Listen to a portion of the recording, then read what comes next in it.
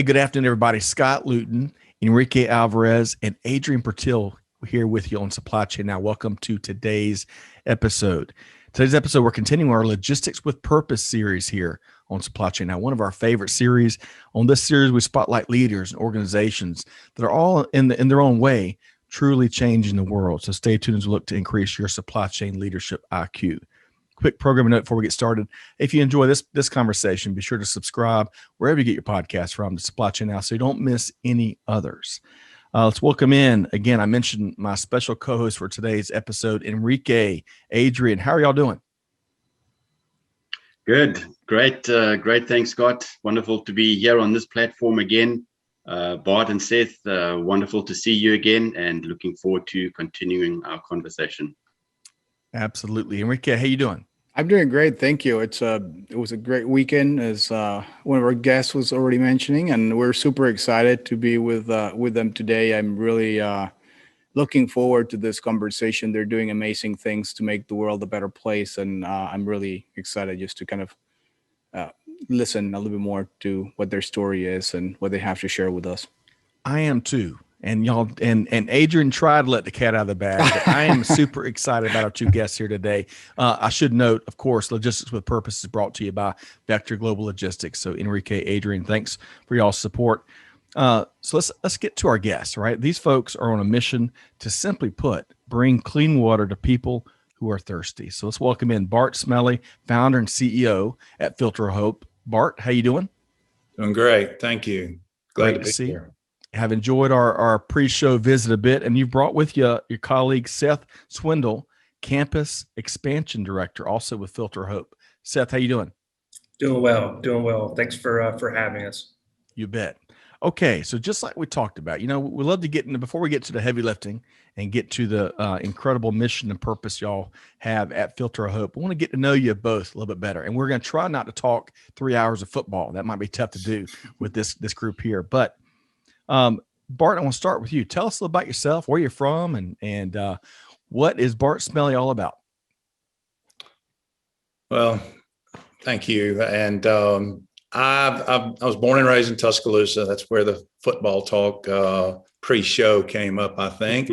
But and I went to the University of Alabama here and studied engineering. And so a great family. Currently, I have 3 children, and as of tomorrow, we'll have 6 beautiful grandchildren under the age. Congratulations! That's awesome. So, congrats again. Yeah, thank you. But after college, I caught the entrepreneur bug early, very early, and I started a business career right out of school. And so for the next 25 years, I was in and out of a variety of businesses, and some really good ones, and some, not so good. But nothing I did, really gave me a deep satisfaction. I was not content in any of the businesses that, so I didn't stay in anything very long. And I knew there was something more important that I was going to spend my life doing. And so it wasn't until about 10, 11 years ago that I felt a call into full-time missions, a life of missions. And I didn't know exactly what that meant. But I was done with with the business world. And so on a trip, did some, now I've gone on mission trips and service trips around the world for many, many years. When our kids got old enough, my wife and I would just kind of structure our own and do sports camps, because that's what our family was all about. But I knew that wasn't, what I was being called to do. And so in an effort to try to determine exactly what I felt God calling me to, I was conducted a survey in a really, really poor area of the Dominican Republic to determine what the greatest needs of families living in poverty were. And you were there in country at the time of conducting the survey, is In that the right? Dominican Republic, yes. Yes. So using some community leaders in this area of the Dominican Republic, along with some pastors that we had met and some area coaches. We'd done a lot of little baseball clinics and things like that there. We surveyed about 500 families.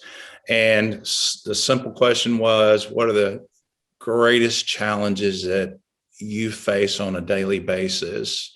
And we actually provided like a little cheat sheet, was it jobs? Was it, and we had about 20 different potential, answers. And I was really surprised, and I'd been to this area many, many times, but when we would go and meet kids at a park or at a church to do a baseball clinic and then gather them up and talk to them afterwards and give them, bats and balls and things that we had collected. We brought our water from the hotel or wherever we was staying. We didn't think about water. So water was not even on the list of multiple choices. All these had 20 different potential answers. And so I was really shocked to when the results came in, and number one was always jobs. This place was 97% unemployment. Wow. But number 2 and 3 was either education for my kids so they can have hope for a better life than we had as parents, or it was clean drinking water so our kids can be healthy enough to actually go to school and get an education.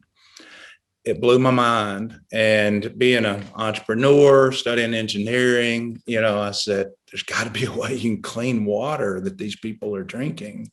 And so that is what created just a huge passion that has never left me for the last 10 years and won't till I breathe my last breath, I believe.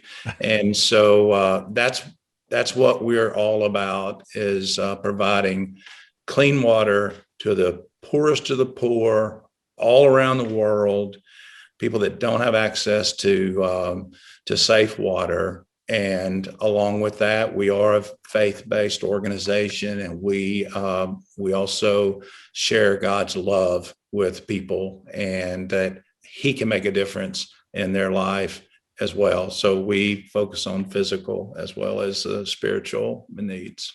The world needs a lot more, but all of that for sure. And I really appreciate you sharing. I'm gonna back up for a minute because we're gonna dive deeper into Filter of Hope and the mission and all the cool elements to that. Seth, I want to bring you in for a second. Before we go any further, tell us about yourself and where you're from and when you joined into the mission. Thanks, Scott. Yep.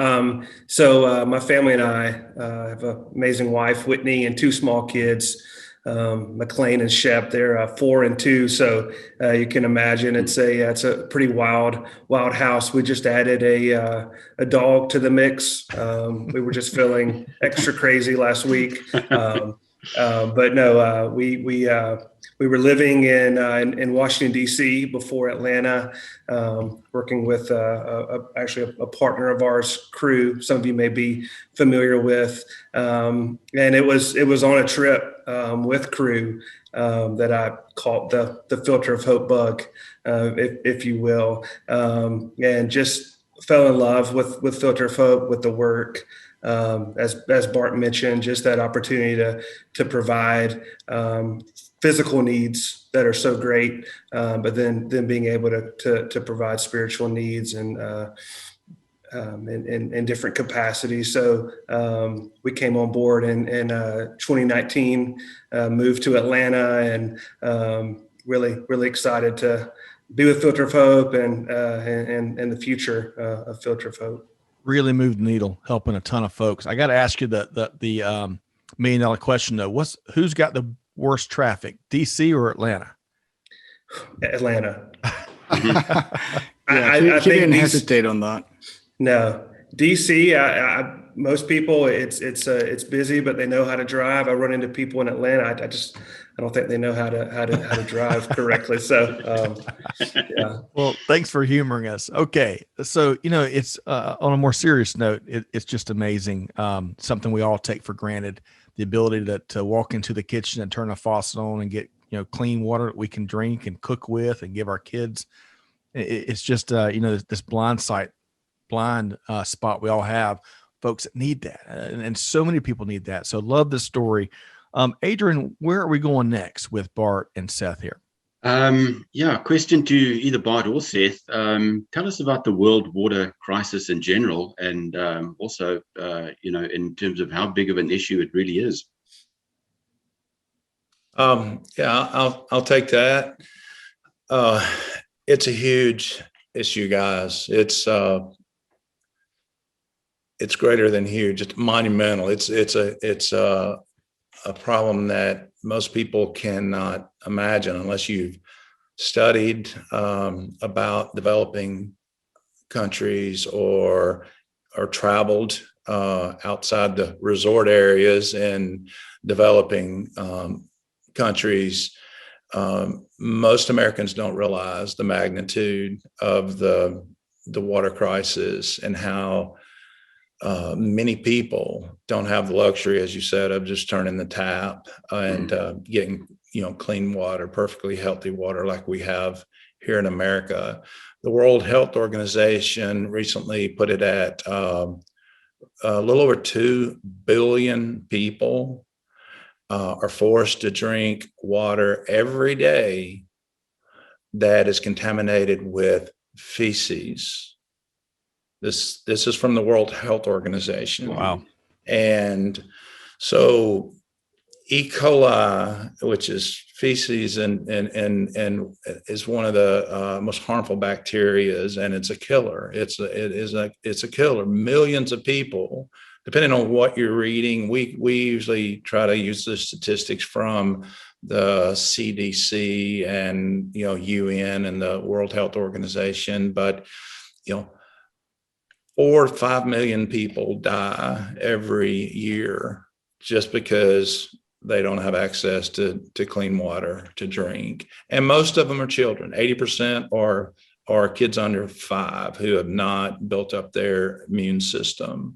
So it's a major problem. It's really, truly sad. I like to share with groups that, we just happened to win the birth lottery, being born in the United States with water that you can access by turning a knob, plus all the other freedoms that we have that are not enjoyed by billions of people around the world. So it's a huge problem that is going to require much more than Filter of Hope.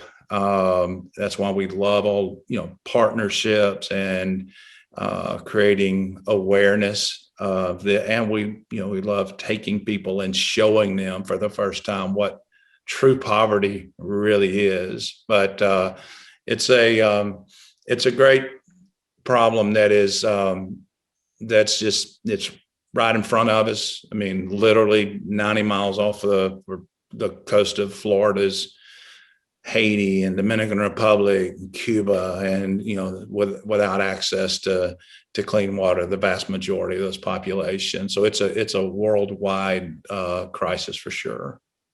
Right.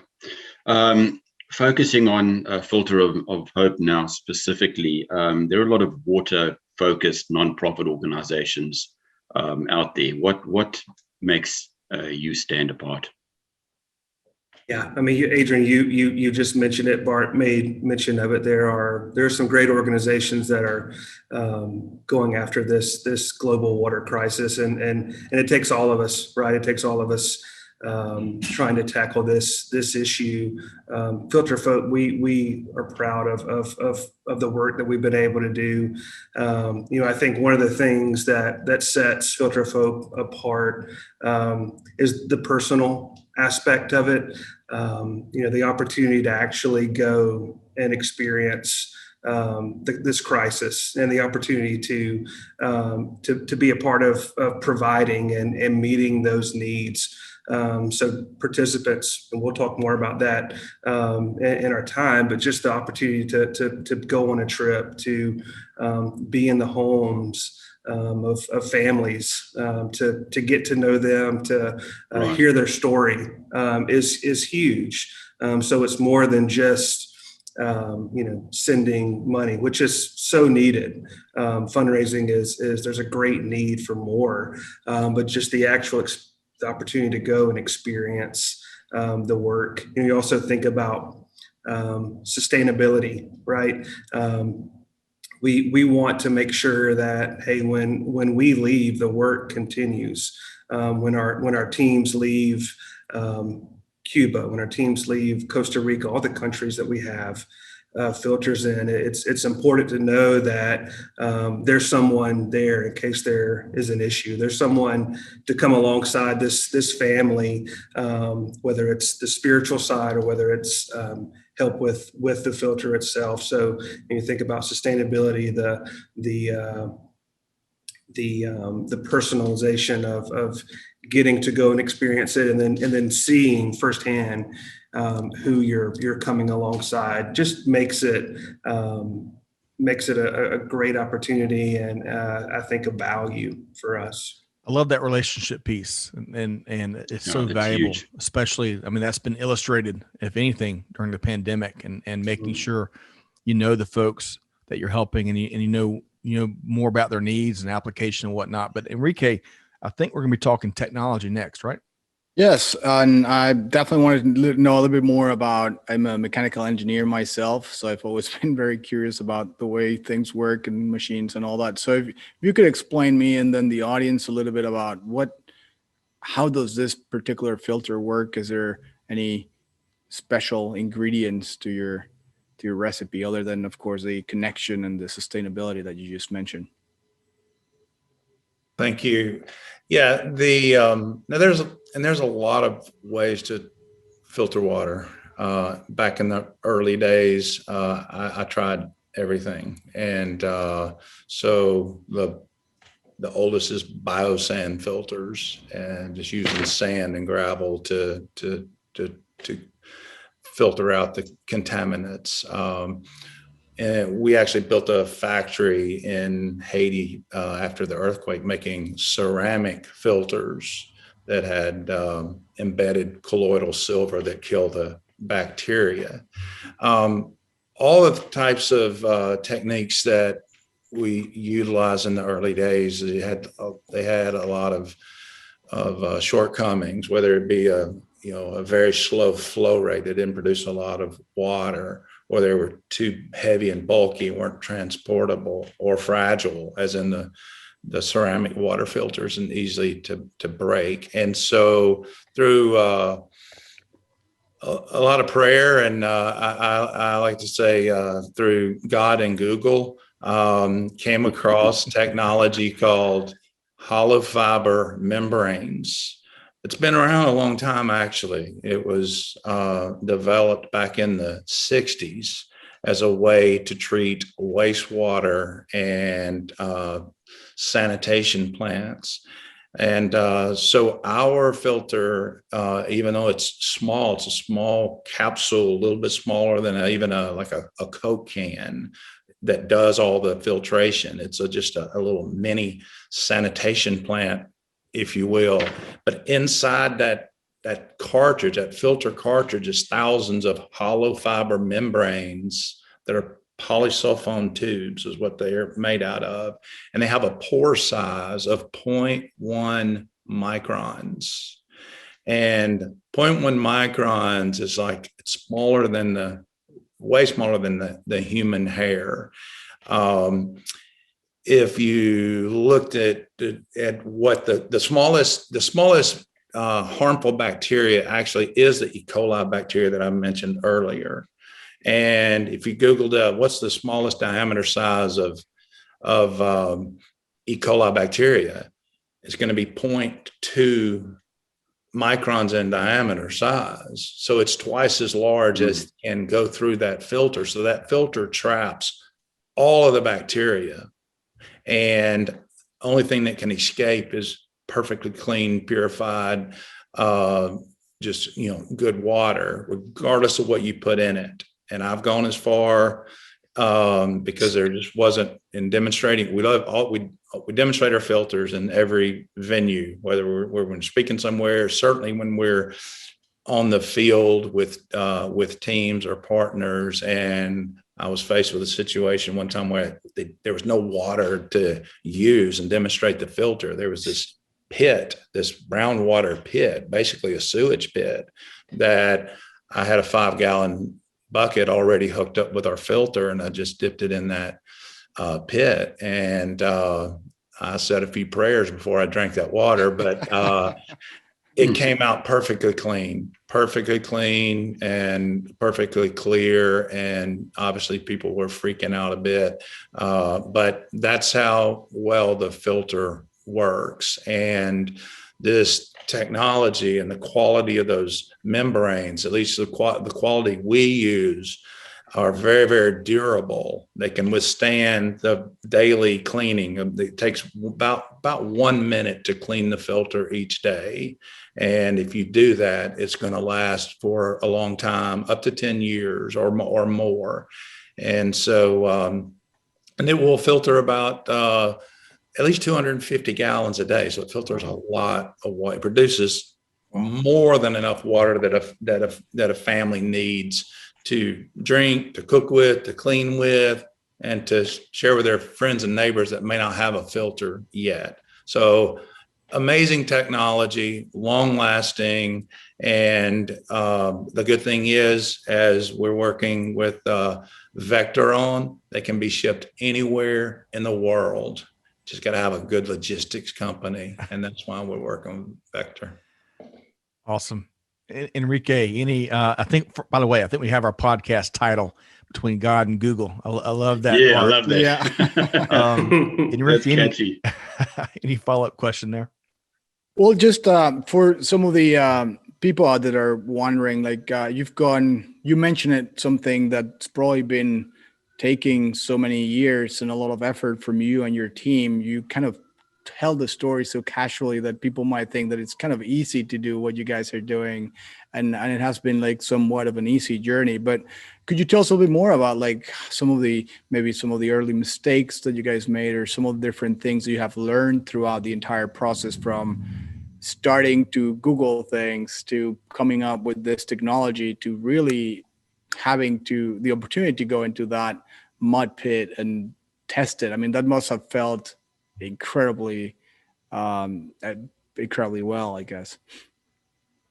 Well, there were a lot of challenges in the early days, and we tried different types of filtration methods, and because it was later on, a few years into it, when we came across this technology. But and we started in the Dominican Republic, as I had mentioned earlier, and then when the earthquake hit in 2011, I think it was, in Haiti, we started taking the ceramic filters over to help the earthquake victims out. Cholera was, spreading like crazy over there, and they needed clean water, and there was none to be found.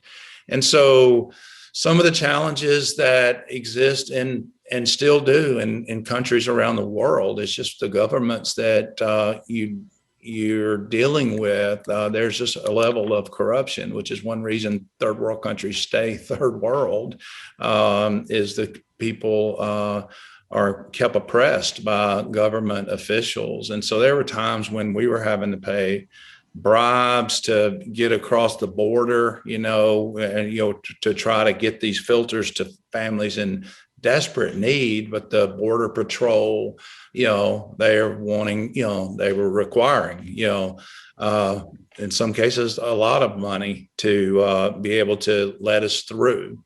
And so there's crazy stories like that. I got so upset about, having to pay bribes to the Border Patrol.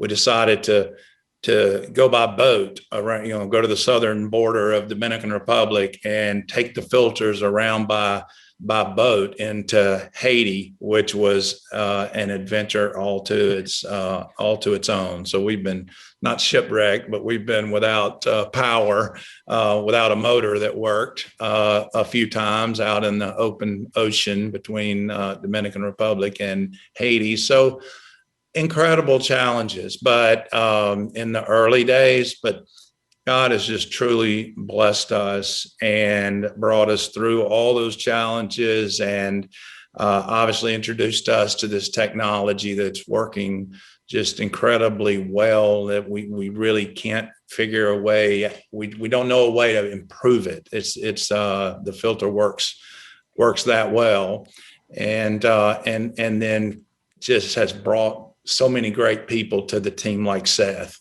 that has been instrumental in the growth of Filter of Hope and so many of the partnerships that we're now working with. So on that note, then, Bart, and I love, where there's a will, there's a way. I love that commitment to finding a way.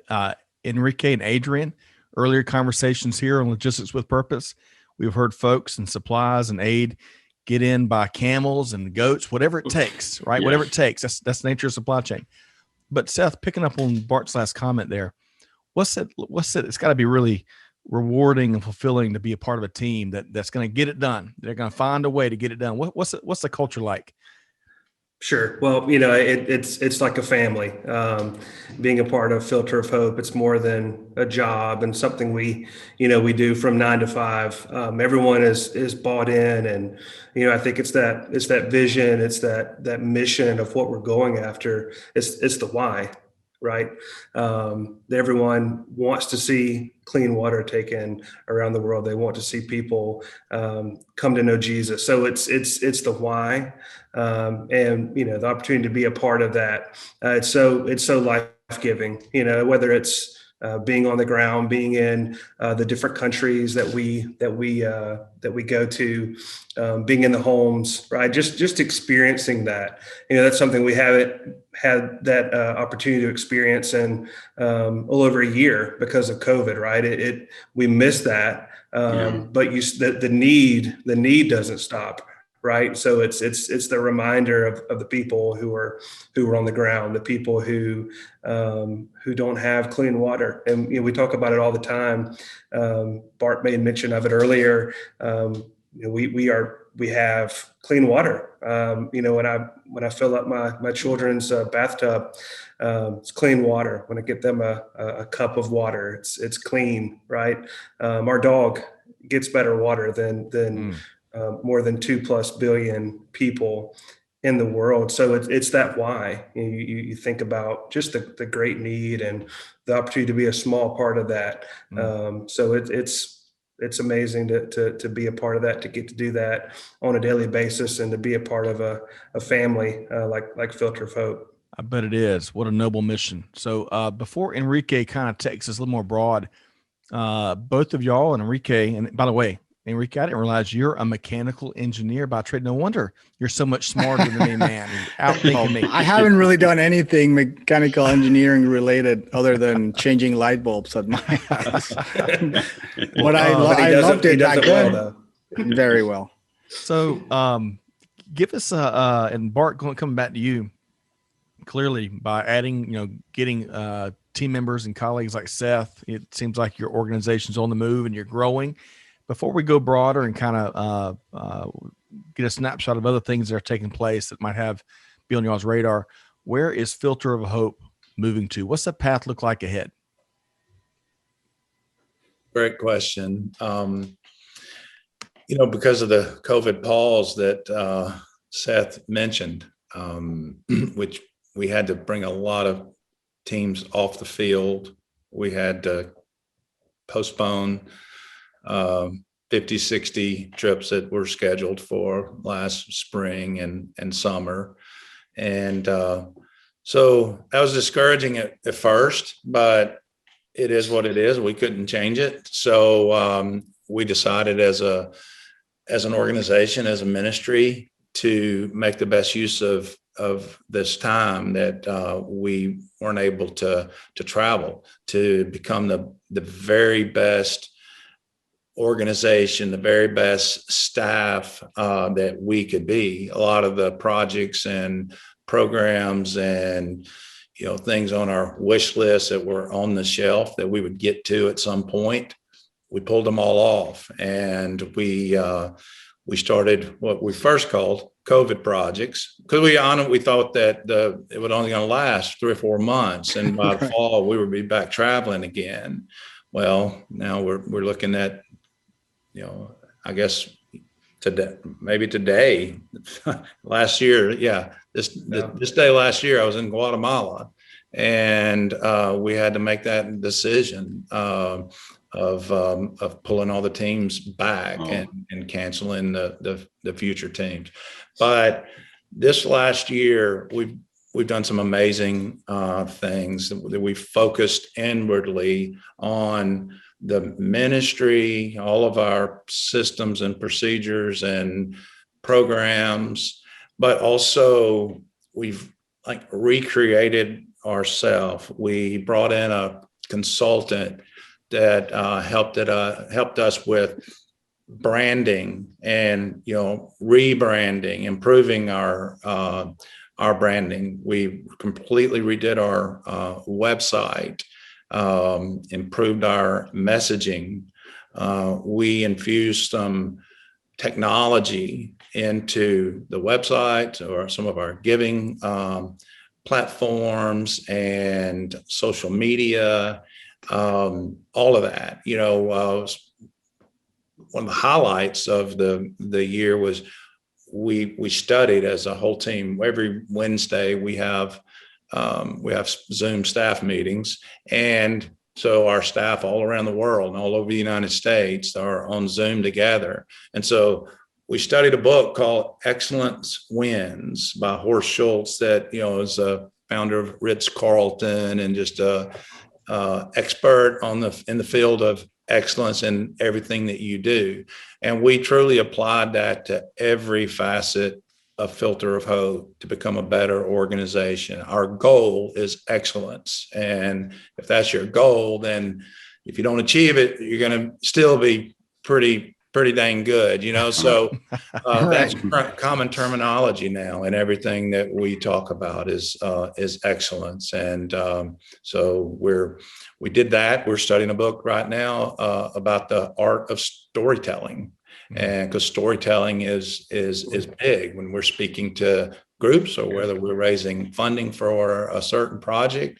So the COVID pause took us to a greater level. The number one thing out of this period of not being able to travel the last year was entering some strategic partnerships with organizations and ministries that are working in places that we're never going to be able to take teams to, in the 1040 window in Pakistan, Sudan, and some dangerous places, quite frankly, where they're planting churches, they're doing work, humanitarian work, and building churches, and they desperately need clean water. Far worse than Central America and the Caribbean countries where we take teams to. And so we've engaged in some incredible partnerships, which again is we're going to use the services of Vector Logistics to be able to get those filters to these hard to reach places. So we're very excited about that. So that's what we've been doing the last year, and we're coming out of this COVID time much, much better organization. Yeah, I heard a lot there, but more operationally confident and stronger on the operations side and the ability to execute, but also being able to tell and promote a stronger story about the mission, which hopefully brings more people to the cause and helps y'all help more folks. And so we can attack that. I think you shared 4 to 5 million deaths per year, most of them kids, because lack of good clean water. We can attack that number. And get it down to zero. I mean, really the art of the possible. So I love what you shared there. Okay. So Adrian, we're going to kind of go a little bit broader next, right?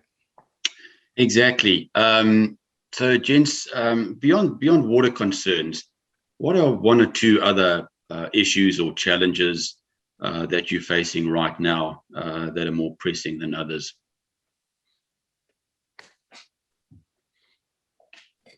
Seth, do you want to?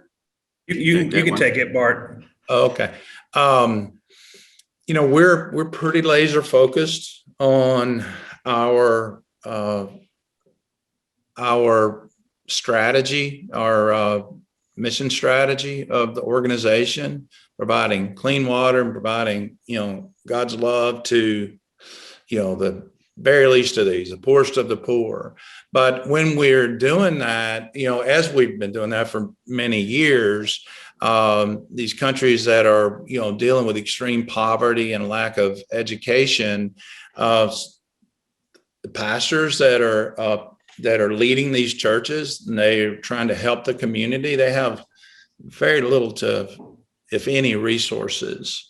And so that's one thing that we're doing right now is we're creating materials and follow-up materials that these churches can use. As Seth mentioned earlier, sustainability is absolutely critical. We'll go in there with a team for 1 week and then they're gone. So we do everything under the umbrella of a local church. Filter of Hope is not important, or the University of Texas, or is not important if that's the team that happens to be with us. We're there on behalf of the local church because they care about you and they want you to have clean water. So on behalf of this church, we're going to provide you with this water filter.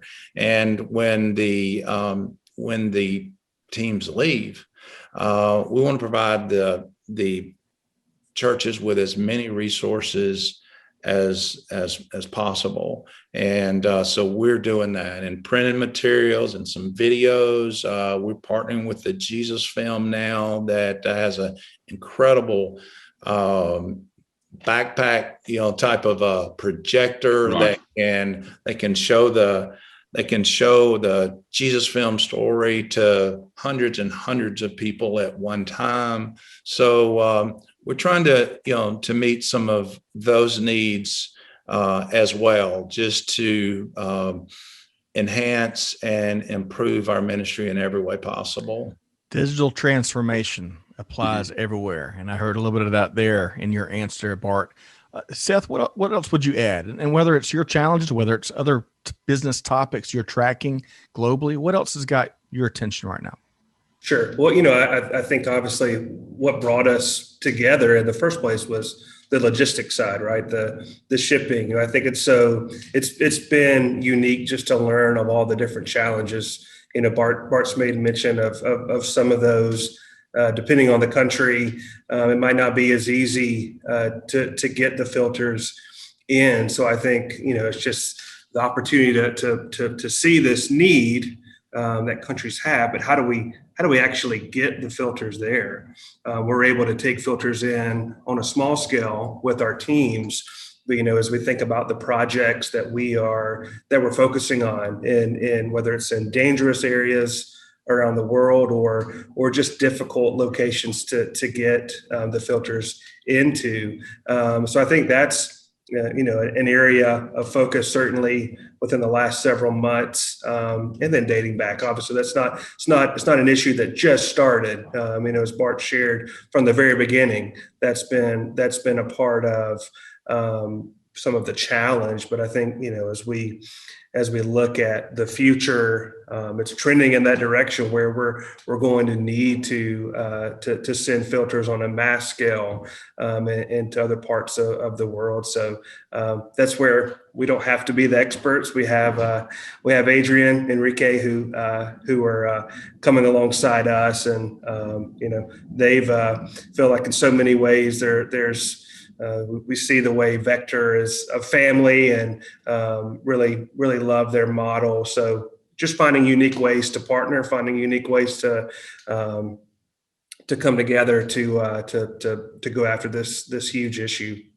How many, Seth, if you don't mind, Scott, interrupting real quick. So how many, you mentioned already a few of those countries that you're currently in. How many countries are you currently shipping these filters to? And what's your geographical expansion strategy? Because it sounds like you're really trying to ship them everywhere, which is amazing. We have our filters in over 65, 66 countries right now, all around the world. And mainly a lot of those countries, certainly in Africa and India, have been through, whether it's teams that have gone there or organizations that work in the slums of India and some of the remote, places in Africa. We have a lot of well drilling organizations that drill wells to create a easier access to a water source, but doesn't necessarily guarantee all the clean water at the point of use and in the homes. And so we even have well organizations that are using our filters in different countries. So, but in the future, we really, truly, one of our passions is the most unreached areas in the world. It's called the 1040 window. And it takes a strategy, it takes partnerships, it takes logistical expertise to be able to get the filters there. And so we're counting on Vector coming through in some of those cases. And one thing I would just mention real quick that's kind of it answers several of the questions that or addresses several of the questions you've asked about what makes us different, also just some challenges. Charitable giving, period. Sometimes there's a level of skepticism. Does the money that I give, does it really go? Does it make it to India? Does it make it to the person, the family in need? Another thing we're very proud of that's happened in the last year, we developed an app, a filter tracking app that you can go on your iPhone or your Android and on the end of the store and look up Filter of Hope, and you can download the app for free. But every one of our filters, each individual filter has a unique barcode. And so whether you are in Atlanta, Georgia, with a filter, or Delhi, India, in the slums, you can scan the filter using the app. It doesn't require Wi-Fi. It immediately records, when you scan it, your geo coordinates of exactly the location that filter has been provided to a family. And then you could fill out a questionnaire about the family and their source of water, how they do filter their water, if any, how many children live in the family, in the household, and then take a picture of them. So we're able to show, families that are a part of our monthly recurring giving program, or businesses that are corporate partners. We're able to show them actual faces of families that they helped make. They changed their world. They absolutely provided hope through clean water, and us being able to share with them the story of Jesus. So the tracking app is something it's a game changer for us, and it's very important in the future partnerships that we have around the world. Yeah, and information is power, right? So just having that feedback directly from the people that are really in need, it must be incredibly useful and powerful for then basing all the other strategic decisions that you guys must be making every day. So this is very creative, very cool, very technologically advanced even. application Absolutely. for what you're doing. So thanks for sharing. Definitely. And one of the other elements here is, despite any limitations that you have, what you are doing to raise the visibility of the challenge is a huge boost, right? Really, there's so much to love about this story. I really appreciate your mission, your action oriented leadership to tackle this horrible challenge that folks around the world are experiencing with just, clean water, right? Clean water is something we all take for granted. Let's make sure folks know how to connect with Filter of Hope, and hopefully, whether they're individuals or businesses that want to jump into the fray and hopefully participate in your mission, help support you. Bart, where would you direct folks to? Seth, take this one, brother. Okay. Well, just as we've mentioned, you've heard our passion, what we're excited about, giving people the opportunity to be a part of this is a passion of ours. We get really excited helping others learn about it, but also, okay, what can we do? How can we join in this?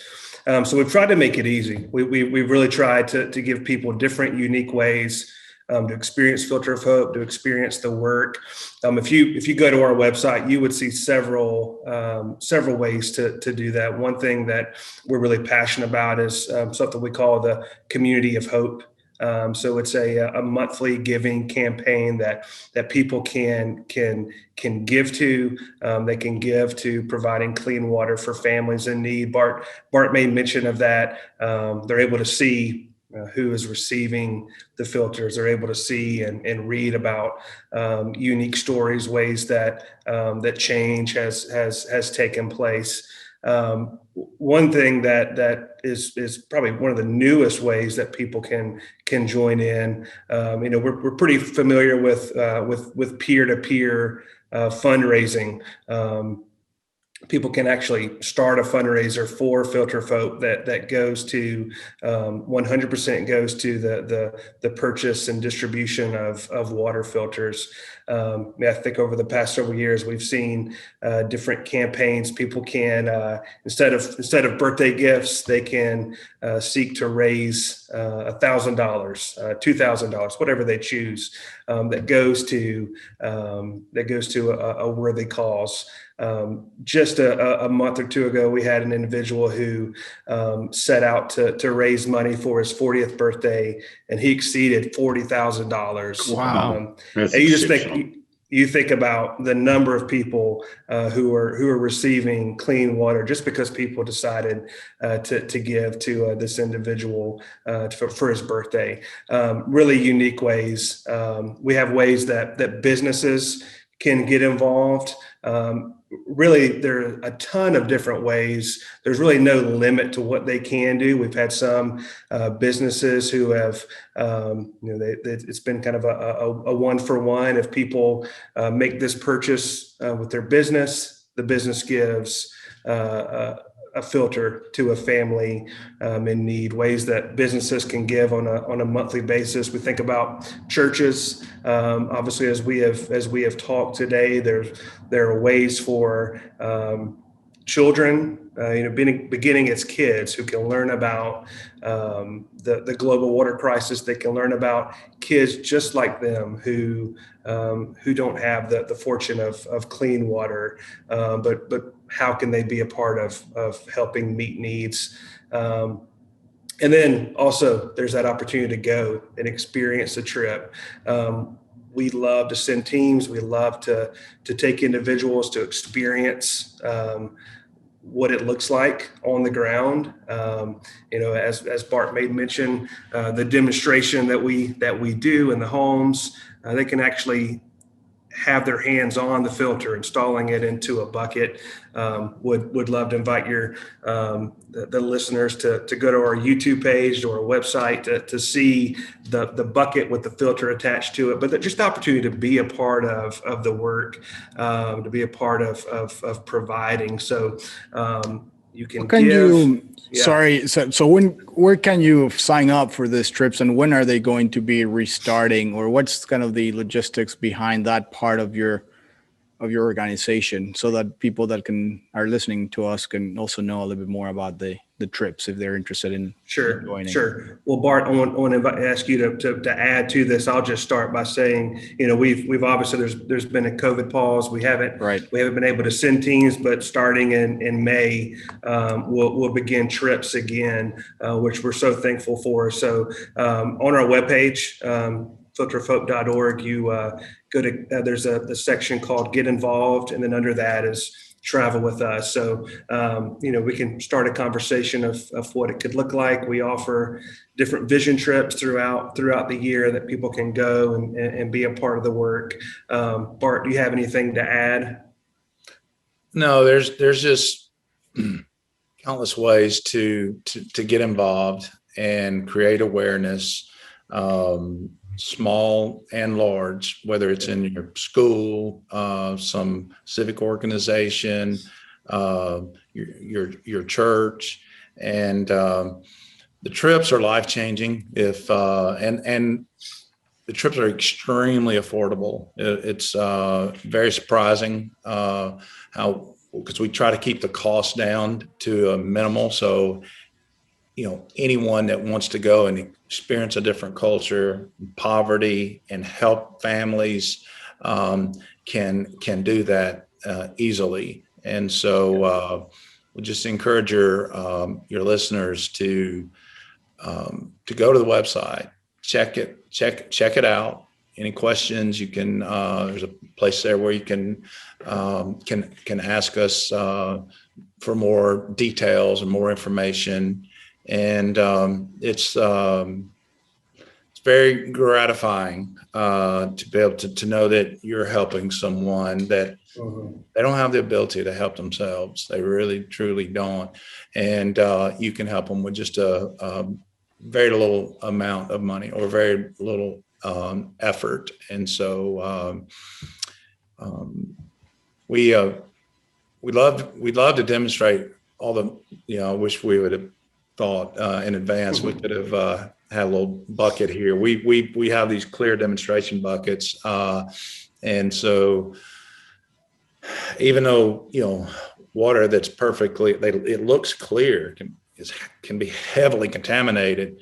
We always help it out a little bit by putting some dirt or whatever in the water. And last week I was in the Dominican Republic in this area, and they took some water out of the lagoon, and it was kind of brown, but we were also beside a cow pasture. So I said, hold on, guys. And I went over and scooped up some cow manure fresh and dumped it into the water bucket and stirred it. And they were just freaking out, but could not believe when that water came out just perfectly clean. I drank a sip, and before long, they were lined up. Everybody there had to have some of that manure water. It's really powerful. We'll have to do that on the next interview. I'm sure that there's enough information, and we'll love to have you guys back and just tell us a little bit more once the trips open up. But that's definitely something we'll do for next time, because it must be incredibly interesting and also kind of fun too. Yeah. So filterofhope.org to learn a lot more information, get involved, get behind the mission, be a part of the mission. So many different ways that Seth and Bart both shared with us, and so many ways that maybe not necessarily includes cow manure. So take your pick at filterofhope.org. Hey, let's make sure huge thanks to our two guests here today. We've been talking with Bart Smelly, founder and CEO of Filter of Hope. Love that story. Bart, we'll have to have you back on and dive deeper into, you kind of, we jump quick to Filter of Hope, but gosh, that tugging that was on your heart clearly that led you, kind of out of that for-profit business world into this mission and this purpose and this noble mission.